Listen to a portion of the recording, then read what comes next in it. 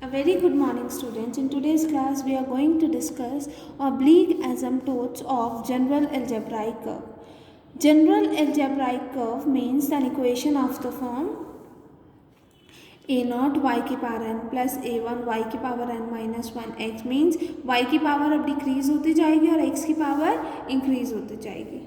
ठीक है, x की power n plus b1 y की power n minus 1 plus b2 y की पावर n माइनस 2 x, मतलब अब y की पावर डिक्रीज होती जाएगी और x की पावर इंक्रीज होती जाएगी. तो एट द एंड क्या हो जाएगा, y की पावर 0 हो जाएगी, x की पावर n माइनस 1 हो जाएगा, plus so on ax plus by plus c equals to 0 वाली फॉर्म. एग्जाम्पल जैसे कि x cube plus 3x² y minus 4y cube minus x plus y plus 3 is equals to 0 is an algebraic curve of degree 3. ये एक algebraic curve है जिसकी degree क्या है, 3.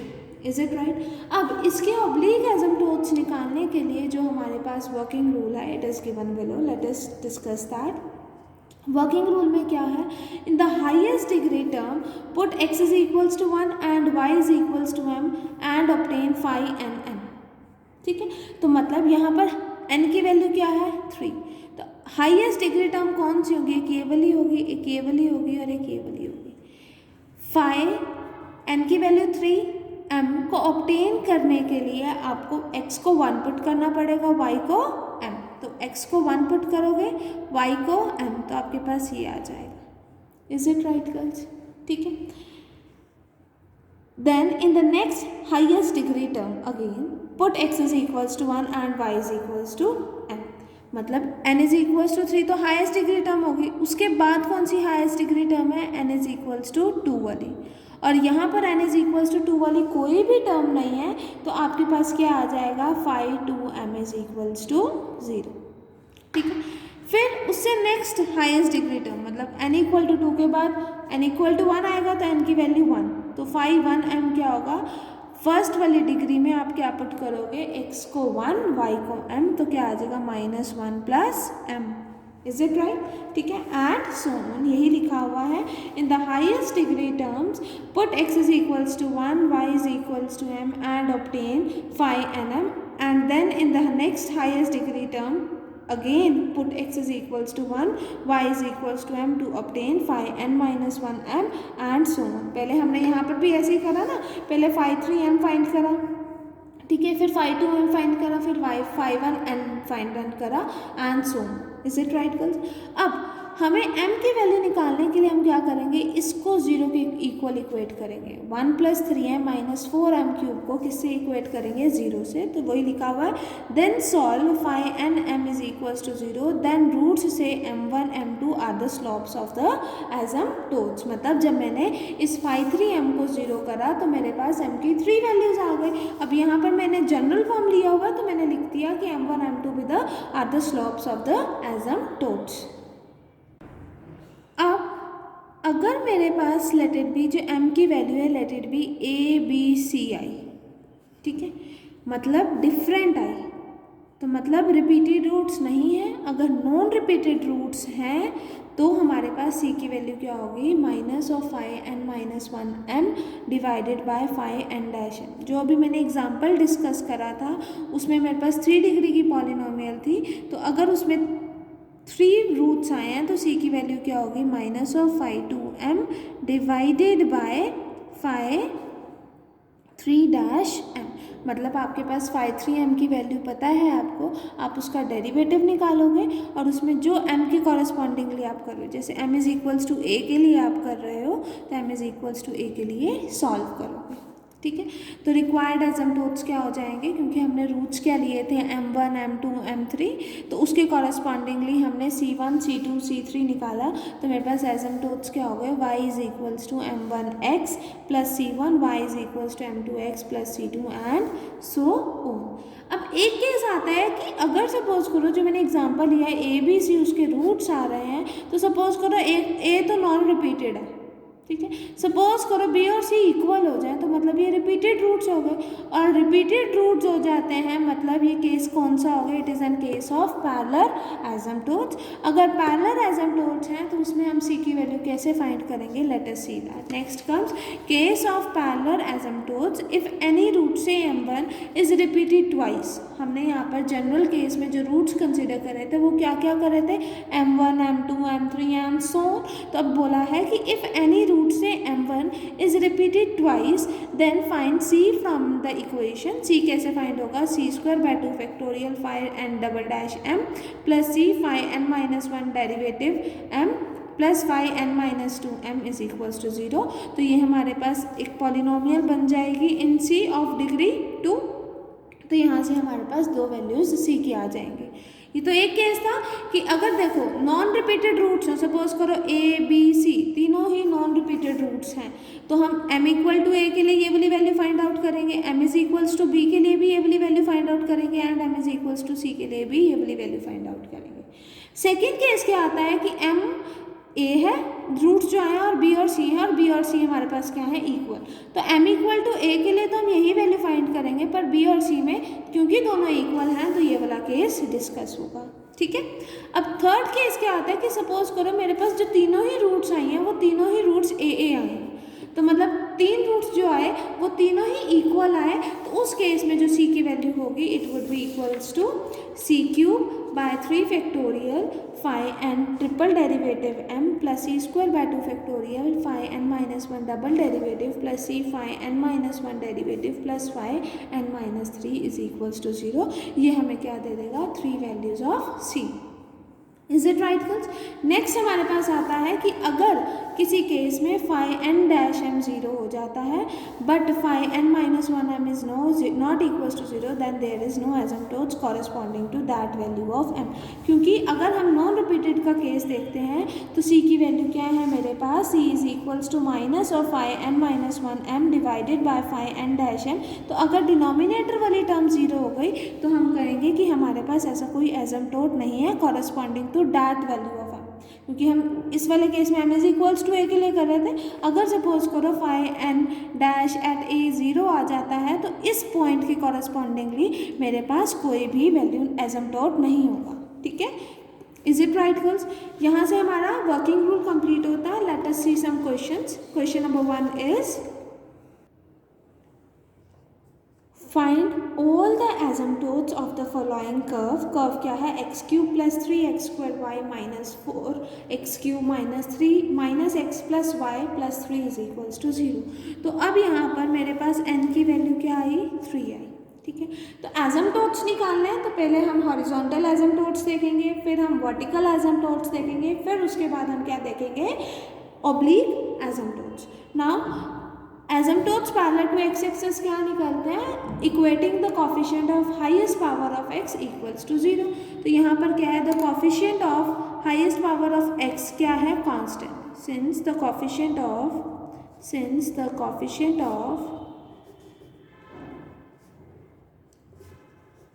highest power of x, that is x cube, is constant, therefore there is no asymptote parallel to x axis। ठीक है, next comes asymptotes parallel to y axis. तो highest degree term of y क्या है यहाँ पर, ओहो sorry यहाँ पर y आएगा बेटा यहाँ पर, क्योंकि मैंने x क्यूब की दो टर्म्स लिख दी थी ना, सॉरी यहाँ पर y क्यूब आएगा। Asymptotes parallel to y axis, तो highest degree term of y क्या है, y क्यूब, और उसका कोफिशिएंट क्या है, constant. The high since constant है तो there is no asymptotes parallel to y axis also। तो since the coefficient of highest power of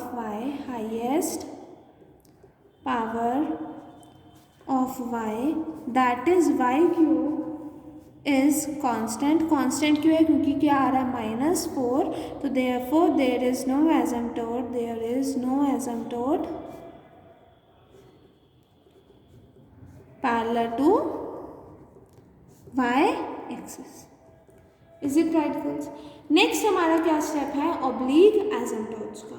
oblique asymptotes का है तो वर्किंग रूल के अकॉर्डिंग पहले मैं 3 डिग्री वाले पावर ऑफ 3 वाले में डिग्री वाले में क्या पुट करूँगी? x को 1, y को m, तो मेरे पास क्या आ जाएगा? 5 3m। तो 5 3m क्या आ जाएगा? 5 3m क्या आएगा?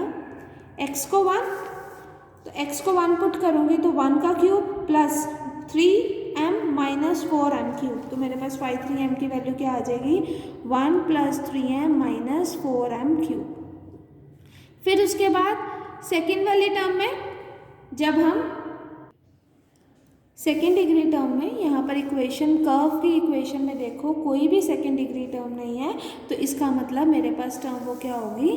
0। ठीक है ना? Is it right girls? उसके बाद हमारे पास क्या आता है? उससे नेक्स्ट हाईएस्ट डिग्री टर्म क्या होगी? हाईएस्ट टर्म क्या होगी? फर्स्ट वाली, फर्स्ट हाईएस्ट डिग्री टर्म, तो 5 1m क्या होगा? अब फर्स्ट डिग्री वाली टर्म्स को देखो, x को 1 पुट करेंगे, y को m, तो क्या आ जाएगा? -1 प्लस m, तो मेरे पास क्या आ जाएगा? -1 प्लस m। नेक्स्ट स्टेप क्या होता है?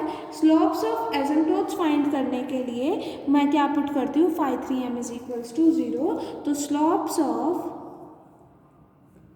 asymptotes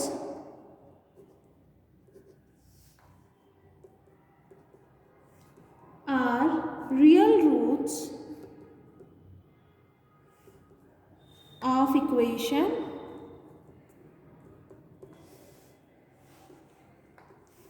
phi 3m is equals to 0.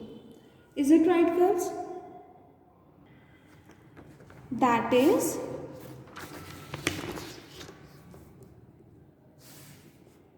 1 plus 3m minus 4m cube is equals to 0. Is it right girls? यहाँ तक आया? तो अब देखो, क्योंकि ये क्यूबिक इक्वेशन है, let us see m is equals to 1 इसको सेटिस्फाई कर रहा है, m इज इक्वल्स टू 1 इसको सेटिस्फाई कर रहा है, तो m इज इक्वल्स टू 1 इसको सेटिस्फाई कर रहा है, तो क्या आ जाएगा? 1 plus 3 minus 4 equals to 0, 0 equals to 0, तो yes m is equals to 1 is a root of star. ठीक है, तो अब इसको हम स्प्लिट करेंगे तो क्या आ जाएगा? -4m cube plus 3m plus 1 को डिवाइड करूँगी मैं m माइनस 1 से, तो यहाँ क्या आ जाएगा? 4m स्क्वायर, तो that is 4m cube plus 4m square, फिर साइन चेंज होंगे, कैंसिल आउट होगा, तो क्या आ जाएगा? -4m square plus 3m plus 1, तो यहाँ पर क्या आ जाएगा? माइनस ऑफ 4m, तो क्या आ जाएगा? Minus of 4m square plus 4 of m, sign change होंगे तो आपके पास ये कैंसिल आउट होगा, क्या आ जाएगा? -m प्लस 1, दैट इज़ -1 करोगे तो -m प्लस 1, साइन चेंज होगे तो ये कैंसिल आउट होकर 0 आ जाएगा। मतलब we can write that -4m cube plus 3m plus 1 can be written as, कैसे लिखा जा सकता है? m minus 1 minus 4m square minus 4m minus 1, यही लिखा जा सकता है। तो देयरफॉर स्टार बिकम्स कैसे हो जाएगा स्टार इक्वेशन? दैट इज इसकी जगह बस अब हमने ये वाली वैल्यू पुट करनी है ना, ये वाली इसके प्लेस पर अब ये वाली वैल्यू पुट करेंगे तो क्या आ जाएगा?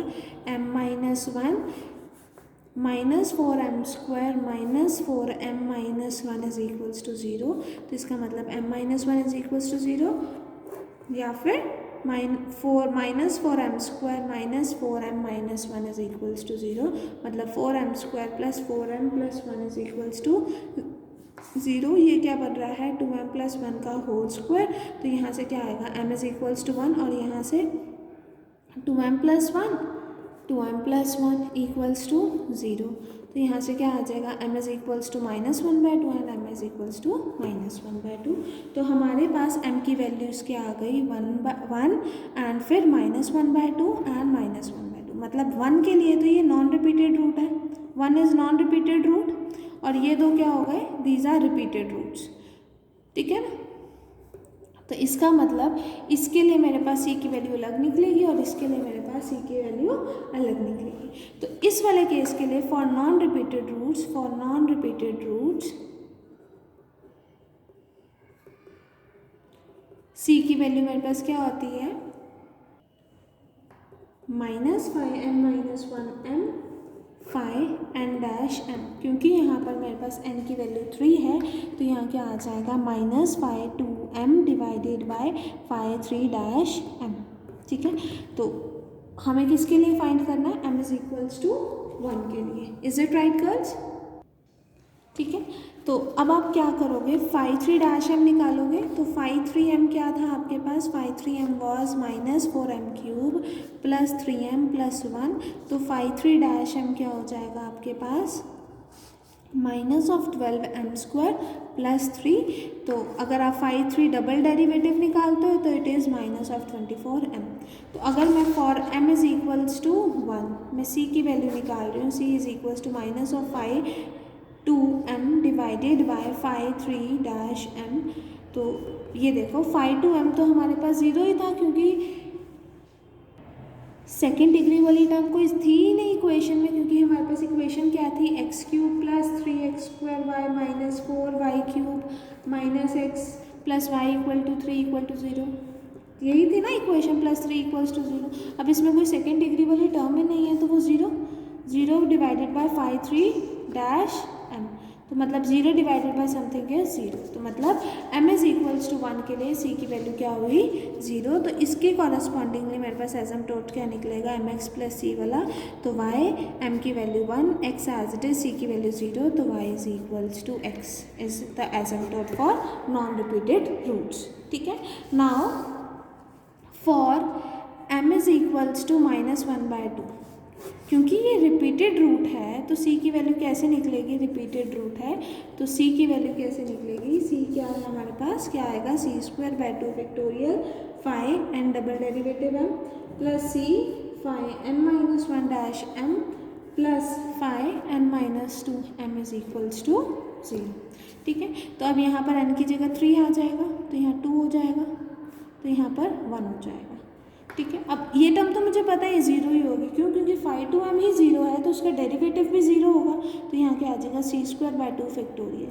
अब 3 डबल डेरिवेटिव अभी निकाला मैंने, क्या आया है -24m, तो यहाँ लिखोगे -24m प्लस 0 प्लस 1m क्या आएगा हमारे पास, 1m हमने फाइंड आउट करा था, it was equals to -1 plus m, तो यहाँ क्या आ जाएगा -1 plus m is equals to 0। अब ये केस हम किसके लिए डिस्कस कर रहे हैं, for m is equals to -1/2, तो जहाँ पर m है वहाँ पर -1/2 पुट करोगे, c²/2 factorial -24 multiply -1/2 plus -1 is equals to 0। ठीक है, तो आपके पास माइनस माइनस प्लस हुआ, यहाँ 12 आया, 2 फैक्टोरियल इज इक्वल्स टू 2, तो यहाँ 6 आया, तो it is 6c² minus 6c², यहाँ पर -3/2 is equals to 0, that is 6c² is equals to 3/2, that is यहाँ पर ये 2 हो जाएगा तो c² इज इक्वल्स टू 1/4। ठीक है, दैट इज c की वैल्यू मेरे पास क्या आएगी ±1/2। इज इट राइट गर्ल्स, यहाँ तक समझ आया? ठीक है, तो इसका मतलब जब m इज इक्वल्स टू -1/2 है तो एक बार c की वैल्यू +1/2 होगी, और जब m इज इक्वल्स टू -1/2 है तो c की वैल्यू -1/2 होगी। तो इसके कॉरस्पॉन्डिंगली एसिम्प्टोट्स क्या होंगे, mx प्लस c, तो क्या आ जाएगा y is equals to -1/2x plus 1/2, और यहाँ पर क्या एसिम्प्टोट आ जाएगा मेरे पास, y is equals to -1/2x minus 1/2। Is it right girls? तो दिस वन एंड जो हमने m इज इक्वल्स टू 1 के लिए एसिम्प्टोट्स निकाला था आर द रिक्वायर्ड एसिम्प्टोट्स। ठीक है, लिख सकते हो that y is equals to x, y is equals to -1/2x plus 1/2 and y is equals to -1/2x minus 1/2 are the required asymptotes for the curves, which are the required asymptotes. Is it right girls? ठीक है, next question is show that the curve y square minus 4ax is equals to 0 has no asymptotes. ठीक है, मुझे ये बताना है. तो चाहे हमें प्रूव करना है कि इसके कोई एसिम्प्टोट्स नहीं है, तो स्टेप्स तो आपके वही फॉलो होंगे. पहले आप हॉरिजॉन्टल एसिम्प्टोट फाइंड करोगे, वर्टिकल फाइंड करोगे और फिर ऑब्लिक. तीनों में ही कोई एसिम्प्टोट नहीं आएगा तो ही हम कंक्लूड करके लिखेंगे that the curve y square minus 4ax has no asymptotes. तो फर्स्ट स्टेप क्या है? To find horizontal asymptote. Horizontal asymptote find करने के लिए क्या होता है आपके पास? Equating the coefficient of highest power of x equal to 0. तो यहाँ पर the coefficient of highest power of x, that is highest power of x क्या है? x ही है. x is minus 4a which is constant, therefore there is no asymptote, therefore there is no horizontal asymptote. ठीक है, मतलब there is no asymptotes parallel to x axis. Next step क्या होता है? You have to find vertical asymptote. Vertical asymptote में क्या होता है? You have to equate the coefficient of highest power of y equals to 0. तो यहाँ पर हाईएस्ट पावर ऑफ y क्या है? y square. तो और y स्क्वायर का कोफिशिएंट क्या है? 1, that is constant. Therefore there is no asymptotes parallel to y axis also. Since the coefficient of highest power of y that is y square is constant, therefore there is no asymptote parallel to y axis. Is it right girls? Next हमारे पास क्या step होता है? that we are required to find oblique asymptotes. oblique asymptotes.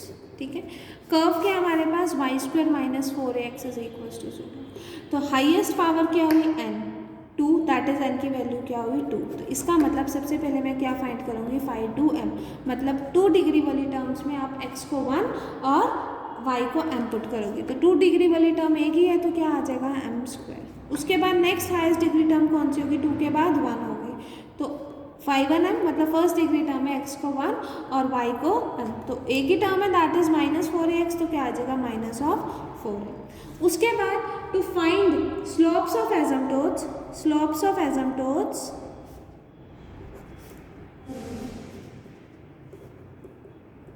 होते क्या? Are the roots of equation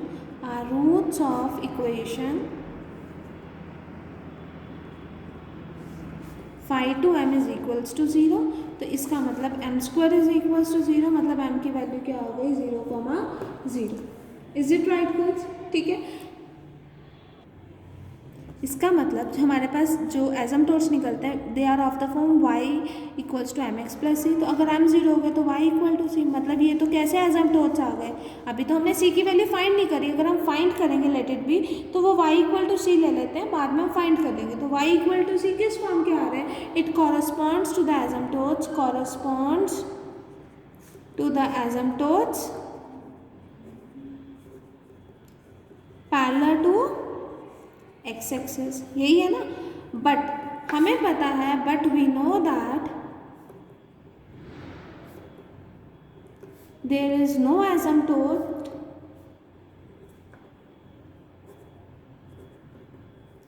parallel to x axis. कोई भी asymptote नहीं है. तो इसका मतलब there is no oblique asymptote. Oblique asymptote भी नहीं हुआ इसका मतलब, क्योंकि ऑब्लिक एसिम्प्टोट से ही आपके पास हॉरिजॉन्टल एसिम्प्टोट हो रहा है. और हमने पहले ही मेंशन करा है कि कोई हॉरिजॉन्टल एसिम्प्टोट नहीं है. तो इसका मतलब ऑन कंक्लूजन हम कह सकते हैं that the curve y square minus 4ax is equals to 0 has no asymptotes. Is it right girls? ठीक है गर्ल्स. सिमिलरली हम एक क्वेश्चन कर सकते हैं, that is question number 2 of exercise, let us see in a book, ठीक है। Find all the asymptotes of the curve x y minus x का whole square minus x y minus x is equals to 2। Is it right girls? ठीक है। अब तो हमारा सबसे पहला स्टेप क्या होगा, टू फाइंड हॉरिजॉन्टल एसिम्प्टोट। हमारा सबसे पहला क्या स्टेप होगा, हॉरिजॉन्टल एसिम्प्टोट, ठीक है। तो अब इस केस में देखो, अगर मैं स्क्वायर ओपन करूँगी तो सारी टर्म्स 2 डिग्री की ही बनेगी ना। देखो y square plus x square minus 2y(x), तो सारी 2 डिग्री की टर्म है। 2 डिग्री को 3x से मल्टीप्लाई करा तो ये सारी क्या बन गई, 3 डिग्री टर्म, ठीक है।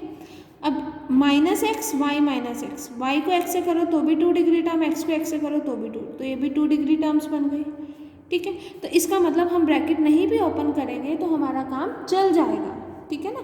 अगर सपोज करो अगर आपके पास ये होता है एक्स वाई माइनस 1 का whole square minus x y minus of 1 का इज इक्वल्स टू 2, ठीक है ना। तो इसमें आपको ओपन करना पड़ता है क्योंकि इसमें हमारे पास 2 डिग्री टर्म भी आती, 1 डिग्री टर्म भी आती और कांस्टेंट टर्म भी आती है। तो इन केसेस में आपको ब्रैकेट्स ओपन करनी पड़ती हैं, बट इस केस में क्योंकि हमारे पास एक्स वाई है और ब्रैकेट में भी पूरी 2 डिग्री टर्म बन रही है फॉर्मूला अप्लाई करने के बाद भी, तो देयर इज़ नो नीड कि हम इसको ओपन करें, ठीक है। पर क्योंकि मुझे यहाँ पर क्या फाइंड करना है, हॉरिजॉन्टल एसिम्प्टोट, तो हॉरिजॉन्टल एसिम्प्टोट के लिए मुझे करना पड़ेगा that is y square plus x square minus 2y(x), ठीक है, minus x y minus x is equal to 2। तो हॉरिजॉन्टल एसिम्प्टोट क्या होता है, equating the highest power of equating the coefficient of highest power of x equals to 0। तो highest power of x क्या है आपके पास, एक्स क्यूब, तो एक्स क्यूब का कोफिशिएंट क्या आ रहा है हमारे पास, coefficient is 1 that is constant. तो इसका मतलब there is no asymptote parallel to, there is no asymptote parallel to x axis, ठीक है।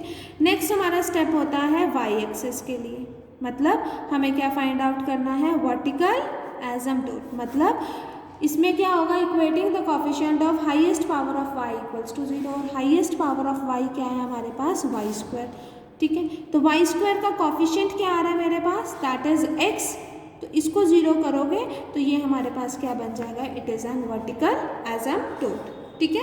वर्टिकल एसिम्प्टोट आ गया। उसके बाद हम क्या फाइंड करते हैं, ऑब्लिक एसिम्प्टोट। ऑब्लिक एसिम्प्टोट में आप क्या करोगे, क्योंकि हमारे पास यहाँ पर n की वैल्यू 3 है तो 3 हम फाइंड आउट करोगे, highest power highest degree term. फिर उसके बाद नेक्स्ट हाईएस्ट डिग्री टर्म कौन सी होगी, 3 के बाद 2 ही आएगी ना, क्योंकि 3 तो सबसे हाईएस्ट है। उस अगर 3 ना हो तो 2, 2 ना हो तो 1, यही होगा। तो अगर 3 वाली डिग्री टर्म देखो तो ये 3 डिग्री टर्म ही बन रही है पूरी। तो यहाँ पर x को 1 y को m पुट करोगे तो क्या आ जाएगा, m-1 का स्क्वायर, ठीक है। नेक्स्ट 2 डिग्री टर्म में देखो, x को 1 पुट करो, y को m पुट करो, तो -1 m-1, तो -m-1। और फर्स्ट डिग्री टर्म, क्योंकि यहाँ पर कोई फर्स्ट डिग्री टर्म ही नहीं है तो वो क्या हो जाएगा हमारे पास, 0। इज इट राइट गर्ल्स, ठीक है। अब उसके बाद मैं क्या करूँगी, slopes of an asymptote, slopes of an asymptotes क्या होंगे, are roots of an equation, roots of equation phi 3m is equals to 0, मतलब m-1 का होल स्क्वायर इज 0, मतलब m इज इक्वल्स टू 1,1। तो मतलब रिपीटेड रूट्स आ गए, repeated roots आ गए तो अब इसमें c की वैल्यू क्या फाइंड आउट करोगे, c square phi by 2 factorial phi 3 double dash m plus c phi 2 dash m plus phi 1m is equals to 0, ठीक है। तो अब यहाँ से c square by 2 factorial phi 3 double derivative क्या होगा, जैसे फाई 3 की वैल्यू ये है तो इसका सिंगल डेरिवेटिव क्या आएगा, single derivative of phi 3 is 2m-1, और इसका डबल डेरिवेटिव क्या हो जाएगा मेरे पास, दैट इज 2, ठीक है। तो यहाँ क्या आ जाएगा 2, फिर plus c phi 2 dash m, phi 2 dash m की वैल्यू क्या है, ये है, और इसका डेरिवेटिव करोगे तो क्या आ जाएगा -1, ठीक है। और फाई 1m कुछ है नहीं तो 0, तो यहाँ पर क्या आ जाएगा, c square minus c is equals to 0, मतलब क्या आ जाएगा, c कॉमन लोगे, c-1 इक्वल्स टू 0, मतलब c की वैल्यू 0 और एक बार c की वैल्यू 1, ये आएगा। तो अब हमारे पास एसिम्प्टोट्स क्या होंगे, एसिम्प्टोट्स एजम्पटोट्स क्या होते हैं हमारे पास? Asymptotes are of the form y is equals to mx plus c। ठीक है, तो हमें m की वैल्यू तो पता ही है, 1 है। एक बार c की वैल्यू हम 0 रख देंगे, एक बार हम c की वैल्यू 1 रख देंगे, तो एजम्पटोट क्या हो जाएगा? x। ठीक है, और इस वाले में m इज इक्वल्स टू 1 और c इक्वल टू 1 में एजम्पटोट क्या हो जाएगा? x plus 1। ठीक है, तो अब हमारे पास 3 एजम्पटोट्स क्या हो गए? The 3 asymptotes of the curve are y is equals to x, y is equals to x plus 1 and x is equals to 0। अब देखो बुक में भी ऐसे ही कर रखा है, ऑब्लिक एजम्पटोट्स फाइंड करे हैं, फिर slope of are the real roots of an equation. ठीक है, उसके बाद c की वैल्यू फाइंड करी, c की वैल्यू हमारे पास 0 और 1 ही आई। 0 और 1 आने के बाद putting the values of m and c in y is equals to m x plus c, तो हमारे पास y is equals to x आया and y is equals to x plus 1 आया। और एक हमारे पास वर्टिकल एजम्पटोट पहले ही हमने फाइंड आउट कर रखा था, तो हमारे पास अब क्या हो गया? That is these all 3 are the asymptotes of the curve. ठीक है girls, example number 3 and example number 4 are your homework, do try at home. अगर कोई डाउट होता है तो डाउट क्लास में पूछ लीजिएगा। ठीक है, दिस कंप्लीट्स योर एक्सरसाइज।